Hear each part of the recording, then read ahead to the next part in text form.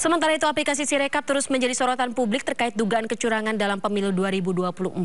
Bahkan sistem informasi rekapitulasi KPU atau Sirekap ini disebut memiliki jejak digital kriminal pemilu.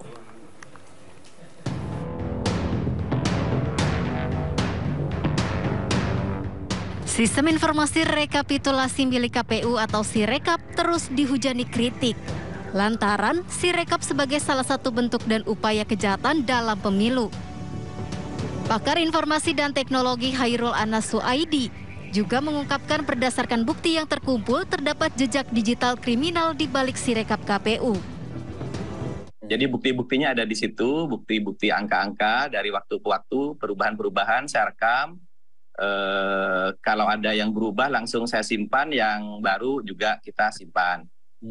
Kita bisa mendapatkan perubahan-perubahan di satu TPS itu berapa kali, kemudian apakah gambar C1-nya berubah dan sebagainya, apakah ada yang diperbaiki atau justru tertukar dengan TPS lain. Bahkan diedit itu kita bisa melihat. Kalau saya melihat ini lebih brutal, ini langsung akses mengubah begitu saja oleh orang operator-operator tertentu gitu ya.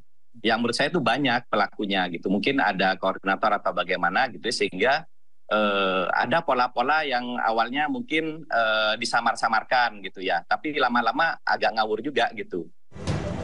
Pengamat politik Pangi Syarwi juga menyayangkan fungsi Sirekap yang dijadikan sebagai alat untuk memuluskan kemenangan salah satu pihak.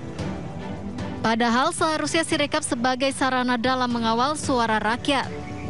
Publik percaya dengan IT ini tidak bisa dimain-mainkan, bahwa IT apalagi aplikasi itu dia harus setel, dia tidak boleh sebatas uji coba, dia betul-betul menjadi produk yang sempurna. Nah, dalam Sirekap ternyata di sepanjang perjalanannya niatnya baik untuk transparansi, untuk mengupdate laporan-laporan supaya tidak terjadi yang tidak kita inginkan. Tapi ternyata IT-nya tidak siap, akhirnya di take down gitu, sehingga grafiknya hilang. Kemudian yang muncul hanya C1 plano, karena C1 planonya nggak boleh dihilangkan karena itu bukti forensik, bukti dokumen fisik yang untuk menjaga suara, supaya suara rakyat tidak terhilang, tersia-sia, terbuang sia-sia. KPU diduga melakukan kejahatan sebab dianggap menutupi informasi publik terkait data perolehan suara Pilpres pada aplikasi Sirekap. Tim Liputan iNews melaporkan.